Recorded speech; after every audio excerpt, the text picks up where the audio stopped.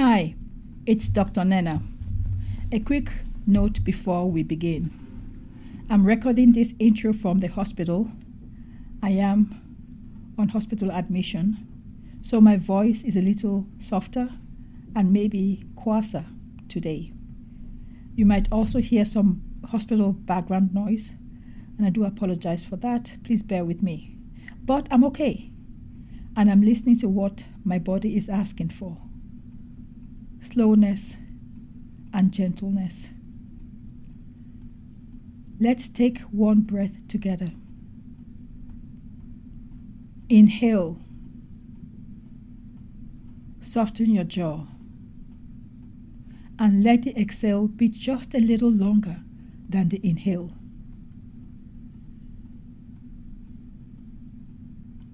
Two more rounds if you'd like.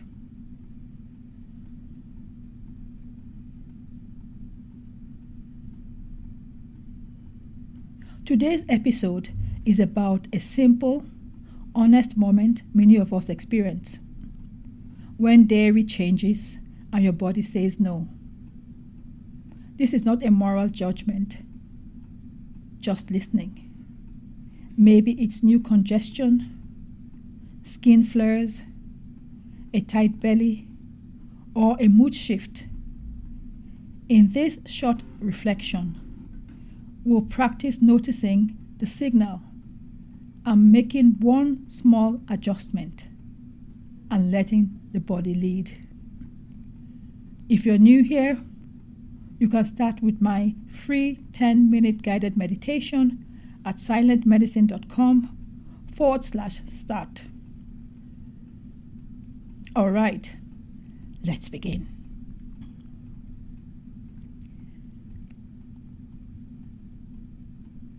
Welcome back to Silent Medicine, where science meets spirit, and where you are gently reminded that you are not broken,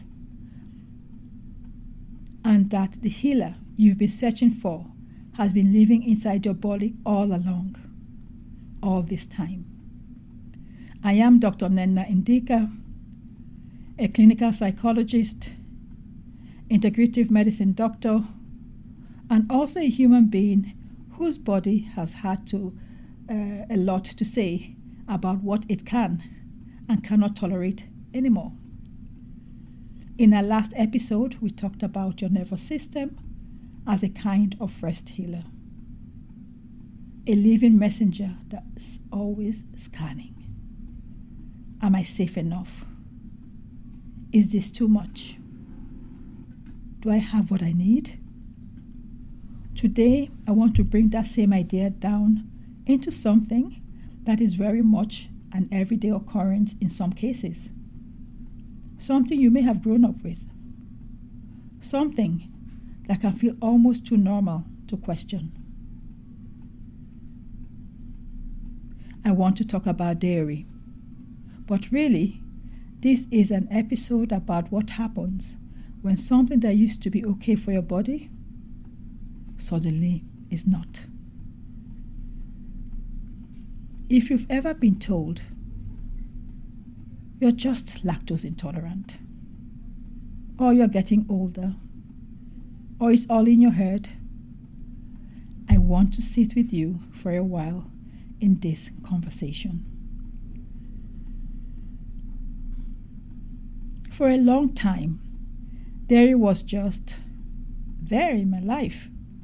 Depending on where you grew up, it might have been that way for you too. In my earlier years, when I was much younger, dairy felt simpler, closer to the source, less processed. Do you remember this? A bit of yogurt here, a bit of cheese there, nothing dramatic. My body didn't make a big statement or fuss about it. It was just part of what we ate in my family. But over time, as life changed, as I moved, as the food system around me shifted, and the demands on my body increased, something quiet began to change. Back then, I personally didn't have any obvious reactions to dairy, but I decided to stop eating it and all its derivatives. You may ask, how come? Well, to cut the story short, I read an older text that completely shifted my opinions about dairy and its derivatives. In more recent years, though, I reached back out to dairy, especially because my way of eating had some very clear guidelines and limitations around what I can and cannot be consuming. The dairy for this way of eating was technically a yes. However, apparently not for everyone and not for everybody.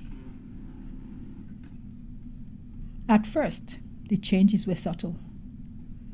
A little more bloating after certain meals when I added any form of dairy, especially yogurt, which I inherently love. I love yogurt. Oh boy. Sometimes it's difficult to wrap myself around the fact that I can't eat it anymore. And then, at other times, I feel a sense of heaviness that didn't quite match what I had eaten.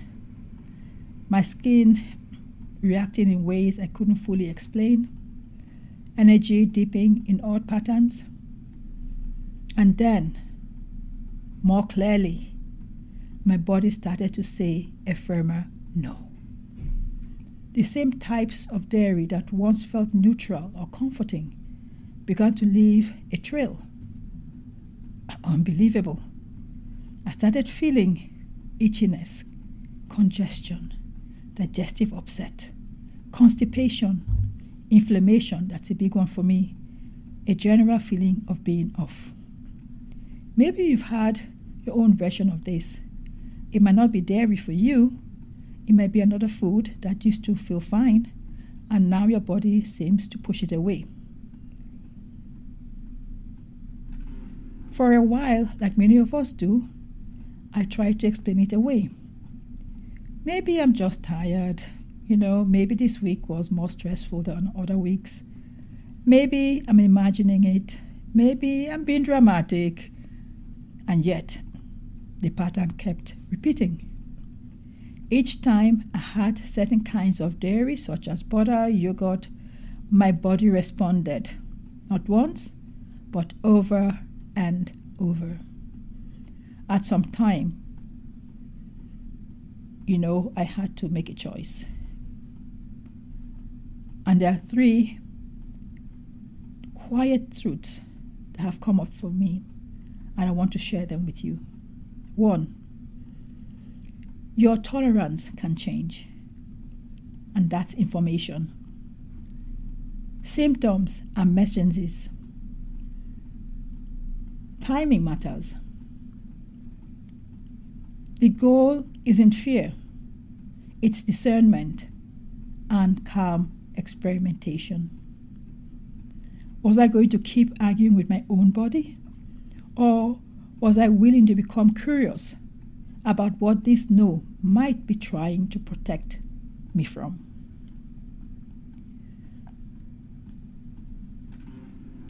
When my body changes its relationship with a food, the world often has quick answers. That applies to you too. You're just lactose intolerant. Well, you're no longer 20 anymore. Everybody reacts to something. Just take a pill. And the most common one is it's stress. And sometimes there is a small bit of truth in those sentences. Yes, digestion can change with age. Yes, stress absolutely affects the gut. Yes, some people genuinely have lactose intolerance and need to adjust. But what's often missing is respect. Respect for the intelligence of your body and for how much has changed in our food and in our environment.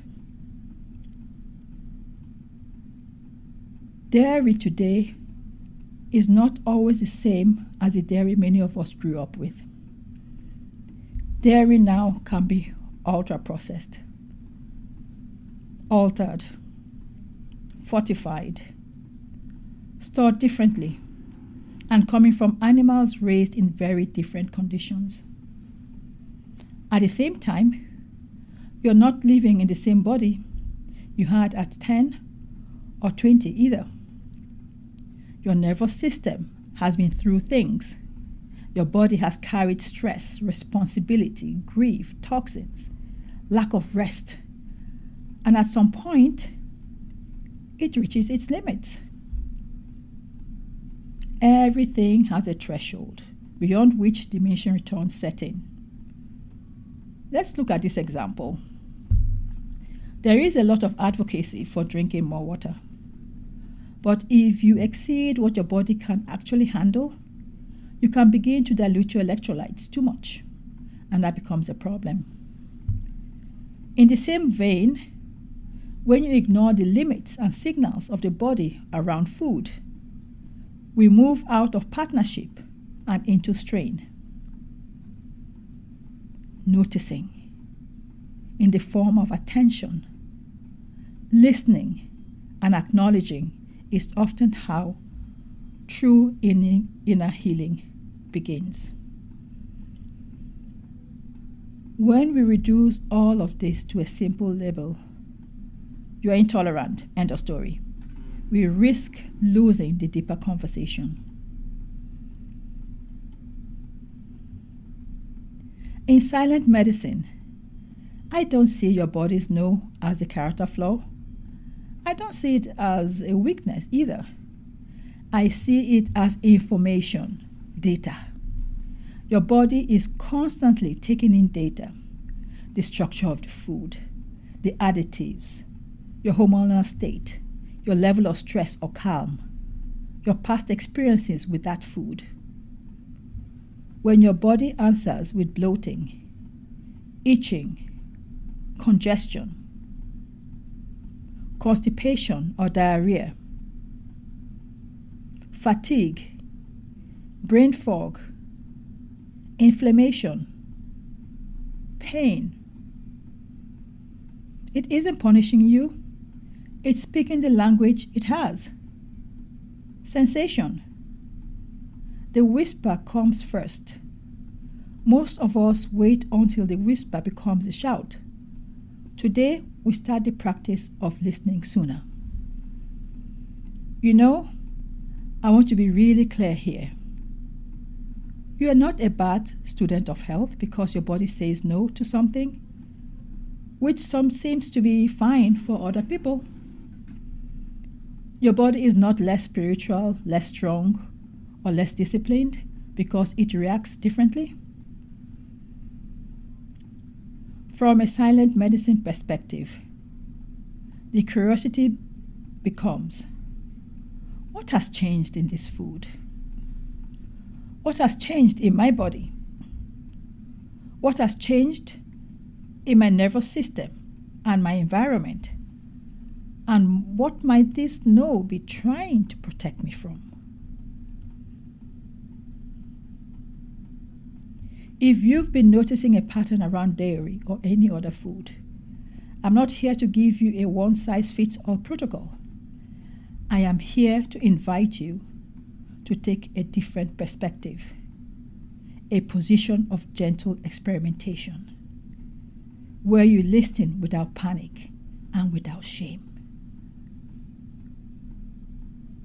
For some people, that might look like taking a short pause from certain forms of dairy, not as punishment, not from fear, but as a way of giving the body space to be heard. During that pause, you might simply watch and ask, how does my digestion feel? How does my skin feel? How does my energy move throughout the day? How do I sleep? How does my mood feel? Not as obsessive tracking, but as a quiet noticing. It all starts with noticing. Is anything shifting when I remove this one stressor from my system. For others, the exploration might be more about form than complete removal. You might notice that some people do better with fermented dairy like yogurt or kefir, or very small amounts of certain cheeses or portions from different sources. For me, I do better with raw butter and milk in small doses, but not with yogurt and most cheeses. For you, it might be different. Your body may say a clear no across the board, or it may say, I can work with this in this way and not with that. The point is not to force your experience into someone else's rule. It's to let your direct experience have a voice. And underneath all this, the nervous system is still part of the picture. We don't digest food in isolation. Nobody does. I know you know this. We digest food inside a state. When your system is in more of a sympathetic fight or flight state, digestion often slows or becomes more reactive. When you are in a more parasympathetic rest and digest state, your body can usually metabolize food more easily. So, a braced, rushed, overstretched nervous system will often struggle with foods that you might tolerate better in a state of rest, safety, and presence. So sometimes the question isn't only, should I eat this? But also, in what state am I asking my body to digest this? This is a very important distinction and point. I also want us to look at the emotional side of this because it matters. When your body says no to a food that has been part of your comfort, your culture, or your family, it's not just a nutritional shift. It can feel like a loss. Maybe dairy for you is connected to childhood memories, to certain dishes your family made, to shared desserts, to moments of comfort. When your body begins to react, it can bring up sadness or anger or frustration. Why can't I just eat like everyone else? Why is my body making this so complicated? What else am I going to lose? All of those feelings are understandable. And there is space for that grief here too. You are allowed to say, I am grateful my body is speaking to me. And I am also sad that this relationship with food or this particular food is changing. Acknowledging mixed feelings about a condition or situation is a form of honesty. And that kind of honesty is part of having a healthy relationship with yourself. As you move through this week, you might notice if there's one food, dairy or otherwise, that your body has been consistently whispering about, or maybe shouting about.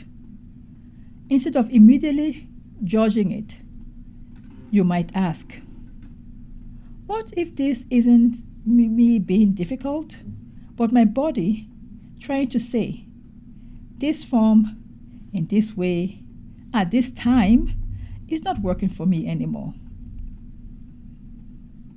You don't have to change everything overnight. You don't have to put a big label on yourself. You can begin with one small experiment, one act of listening, one moment of respect. If you want to explore dairy or any food without panic, you may want to try this. 1. Ask yourself, what did I eat? Is it milk, yogurt, butter, cheese, whey, Keep it simple. 2. What did my body say and when? Immediately after versus later that day versus the next day? 3. What's the gentlest next experiment? Maybe you pause for a short window, reduce the amount, swap the form, change timing, or retest later when your system feels calmer. 4. Or you simply pause dairy for 7 days and notice your breath, your skin, your digestion, and your mood. You are not making a forever decision. Remember that. You are gathering clean information. You are gathering data. So, is there a food your body has been consistently whispering about or shouting about that you've been dismissing? And what would it look like to respond with curiosity instead of arguing? See what comes up for you.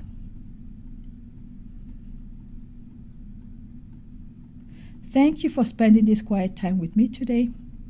If something in this episode touched a nerve in a good way or helped you feel a little less confused or overwhelmed by it all, you might share it with someone whose body has also been carrying a lot in silence.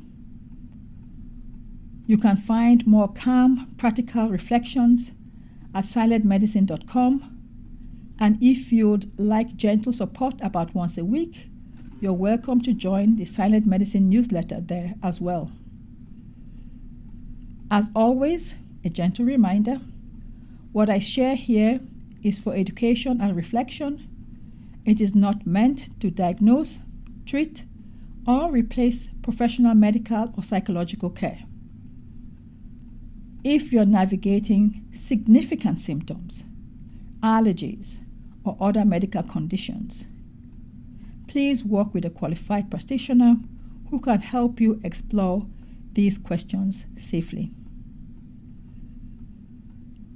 Again, thank you for spending this time with me. Thank you for honoring your sensitive system in whatever way you can today.